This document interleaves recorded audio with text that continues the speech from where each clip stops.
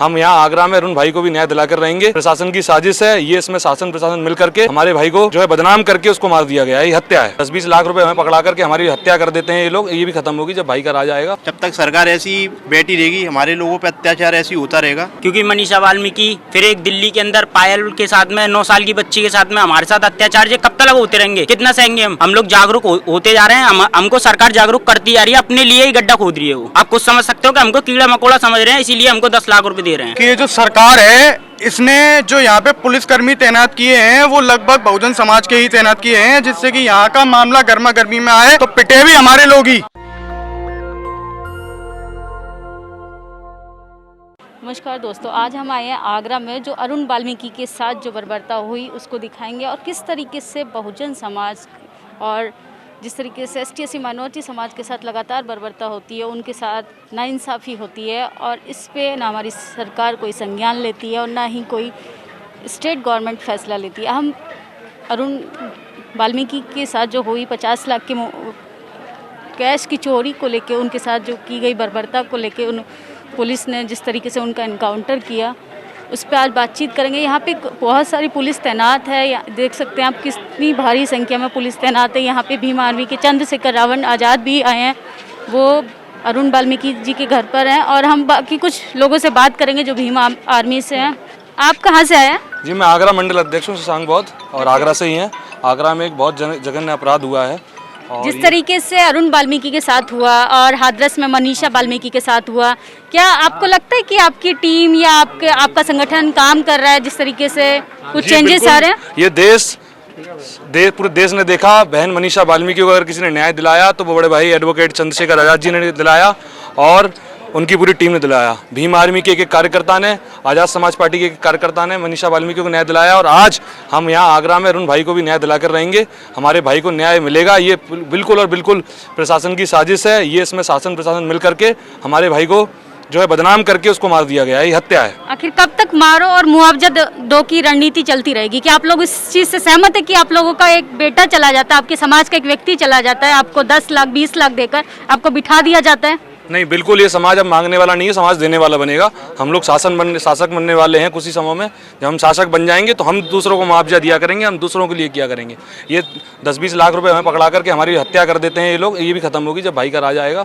जब चंद्रशेखर भाई मुख्यमंत्री होंगे तो सब कुछ खत्म हो जाएगा। तो आप लोग मुआवजे से सहमत नहीं? बिल्कुल सहमत नहीं हम लोग। क्यों? आप लोगों को तो मुआवजा मिल रहा है, सरकार आपको पैसा दे रही है अच्छा खासा। मुआवजे से तो जो है इंसान की जिंदगी तो वापस आ नहीं जाएगी। मुआवजा कब तक चल जाएगा? किसी उसके बच्चे हैं, उसका क्या होगा? तो वाल्मीकि समाज को क्या करना चाहिए? मतलब ST/SC माइनॉरिटी समाज के लिए तो इस देश में न्याय नहीं है, क्योंकि जाति के आधार पे सब कुछ होता है। जाति कितनी मैटर करती है। आप देख सकते हैं गुप्ता का एक कांड हुआ था, जिस तरीके से उनकी वाइफ को नौकरी दे दी जाती है।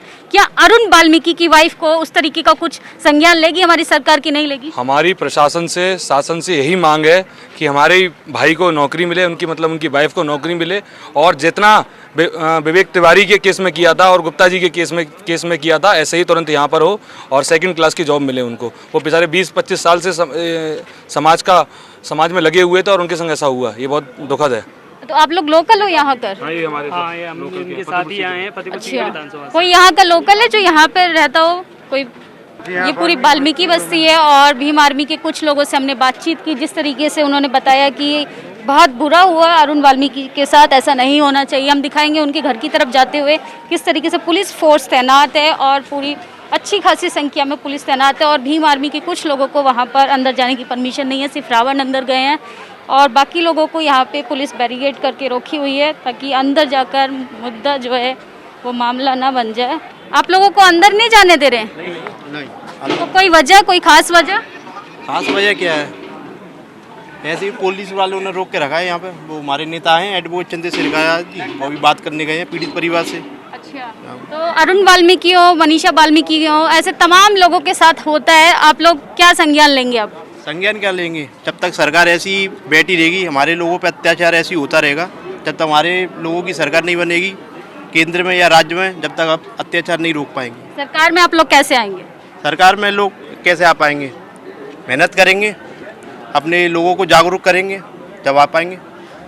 सही बोल रहे हैं। और इन कामों से समाज हमारा जागरूक हो भी रहा है, क्योंकि मनीषा वाल्मीकि, फिर एक दिल्ली के अंदर पायल के साथ में 9 साल की बच्ची के साथ में हमारे साथ अत्याचार, ये कब तक होते रहेंगे? कितना सहेंगे हम? एक कहते नहीं है कि रोज रोज किसी को मारोगे तो आदमी फिर कुछ ना कुछ करता है अपने बचाव के लिए। पानी जब सर से ऊपर जाता है तो हाथ फेंकने पड़ते हैं। तो अब आप क्या करने वाले? सरकार से सवाल करेंगे कि मुआवजा लेकर बैठ जाएंगे या अपने लिए इंसाफ की मांग करेंगे? हमने अपने भाई को बेचा तो नहीं है, बेच तो नहीं देंगे हम मुआवजे के अंदर। मुआवजा लेके इसका मतलब ये हो गया कि हमने अपने भाई को बेच दिया। सरकार तो लगातार जिस तरीके से दलितों पे अत्याचार हो रहा है उसकी बोली लगा रही है कि 10 लाख लीजिए, 20 लाख लीजिए, उसका क्या करेंगे आप? ऐसा है, हमारे जितने भी भाई है बहन है हमारी, जितने के साथ में अत्याचार हुए हैं, हम उनको बेचेंगे नहीं, हम उनके लिए लड़ेंगे।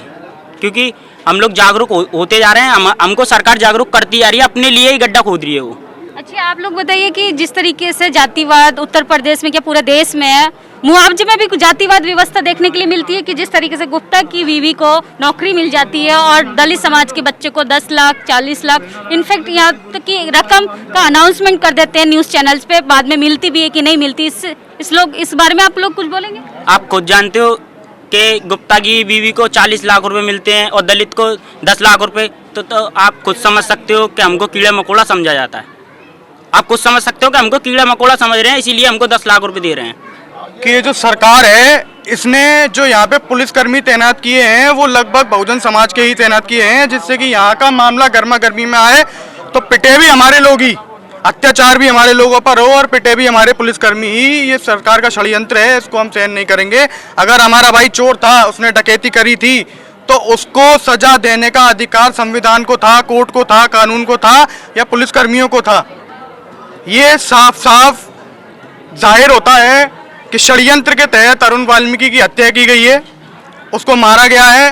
पीड़ित को डराकर धमकाकर पीड़ित के परिवार को उनसे ये बुलवाया गया है कि भाई हम राजीनामा करने के लिए तैयार हैं, और जिस भी तरीके से इन्होंने षड्यंत्र किया है ये लागू नहीं होगा इस देश के अंदर, क्योंकि ये देश संविधान से चलने वाला देश है, इन लोगों की मर्जी से नहीं। वो तो ठीक है, कानून इंसाफ करेगा, बट लेकिन आप मुआवजे से खुश नहीं है सरकार जो दे रही है? नहीं है। हमने अपने भाई को 10 लाख रुपए में बेचा तो नहीं है, अगर बेचा होता तो 10 लाख का मुआवजा हम ले भी लेते। जैसे कि आपने बताया जातिगत भेदभाव, ये लोग लाशों पे भी जातिगत भेदभाव करते हैं, लाश को भी पैसों की तुलना में तोलते हैं, और गुप्ता को 40 लाख रुपए और बी कैटेगरी में उसकी पत्नी को तत्काल प्रभाव से नौकरी देने का काम करते हैं। वहीं दलित समाज को 10 लाख रुपए और नौकरी का सिर्फ आश्वासन देख के छोड़ देते हैं।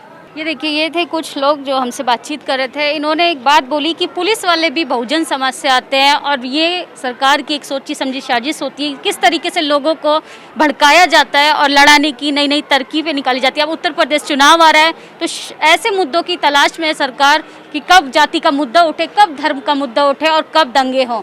तो आप लोगों को सचेत रहना चाहिए। वाल्मीकि समाज, जैसे अरुण वाल्मीकि के साथ हुआ, मनीषा वाल्मीकि के साथ हुआ, ऐसे तमाम लोगों के साथ जो होता है, ST/SC माइनॉरिटी समाज के साथ होता है, इसका एक ही सॉल्यूशन है शिक्षा। और शिक्षा, आपको झाड़ू उठाकर शिक्षा की तरफ आना पड़ेगा, आपको संगठित होना पड़ेगा, जागरूक होना पड़ेगा, आपको पढ़ना पड़ेगा, आपको अपने फंडामेंटल राइट्स जानने पड़ेंगे, और तभी आप अपनी गुलाम की बेड़ियां खोल सकते हैं। तभी आप शायद ऐसी बस्तियों से बाहर निकलकर शहरों में जज कलेक्टर बन पाए, अपने लिए इंसाफ की मांग करें, शायद फिर अरुण वाल्मीकि जैसे लोगों का एनकाउंटर ना हो।